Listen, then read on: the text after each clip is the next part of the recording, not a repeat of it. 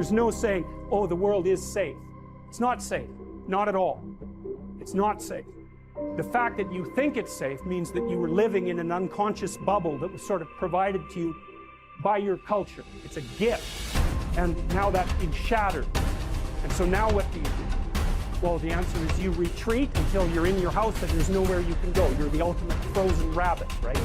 And your life is hell because you can't function.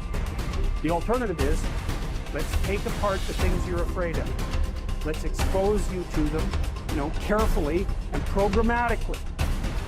And then you'll learn that you're actually tougher than you think. Resilience. Resilience, the ability to return to the original form after being bent or being stretched or being compressed. That's the dictionary's definition of resilience.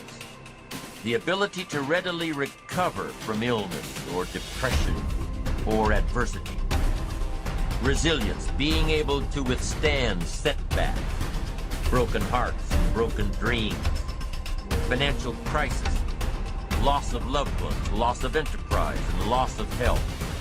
How would you ever handle it if you lost everything you had today? What would your next step be?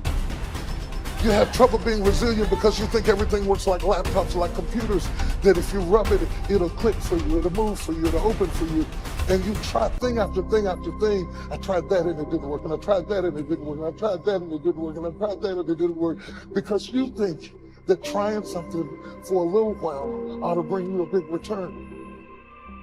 But life does not work like Apple.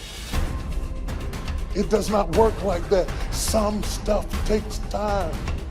Greatness takes time. It takes time. It takes time to build your brand. It takes time to build your life. It takes time to build your career. You got to be prepared to get 1,000 no's to get one yes. And as Aristotle said, it is during our darkest moments that we must focus to see light.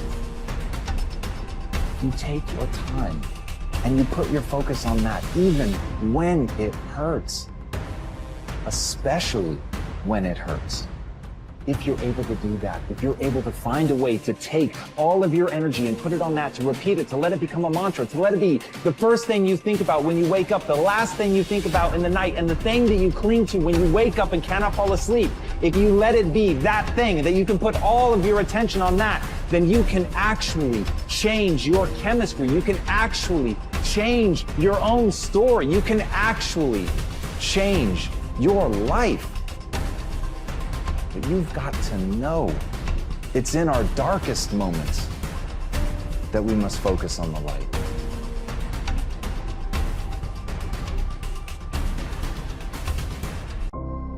Thought is a spiritual activity and is therefore creative. But make no mistake, thought will create nothing unless it is consciously, systematically, and constructively directed. And herein is the difference between idle thinking, which is simply a dissipation of effort, and constructive thinking, which means practically unlimited achievement. We have found that everything we get comes to us by the law of attraction. A happy thought cannot exist in an unhappy consciousness. Therefore, the consciousness must change.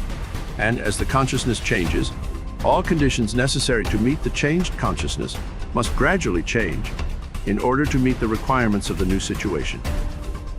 In creating a mental image or an ideal, we are projecting a thought into the universal substance from which all things are created.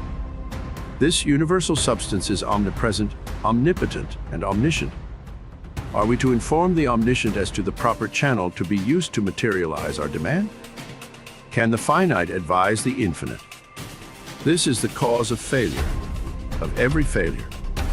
We recognize the omnipresence of the universal substance, but we fail to appreciate the fact that this substance is not only omnipresent, but is omnipotent and omniscient, and consequently will set causes in motion concerning which we may be entirely ignorant.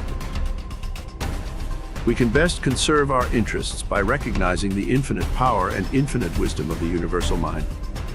In this way, we become a channel whereby the infinite can bring about the realization of our desire.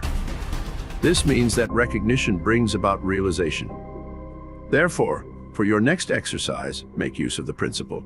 Recognize the fact that you are a part of the whole, and that a part must be the same in kind and quality as the whole. that the only difference there can possibly be is in degree. When this tremendous fact begins to permeate your consciousness, when you really come into a realization of the fact that you, not your body but the ego, the I, the spirit which thinks, is an integral part of the great whole, that it is the same in substance, in quality and kind, that the Creator could create nothing different from himself, you will also be able to say, the Father and I are one, and you will come into an understanding of the beauty, the grandeur, the transcendental opportunities which have been placed at your disposal. Increase in me that wisdom, which discovers my truest interest. Strengthen my resolution to perform that which wisdom dictates.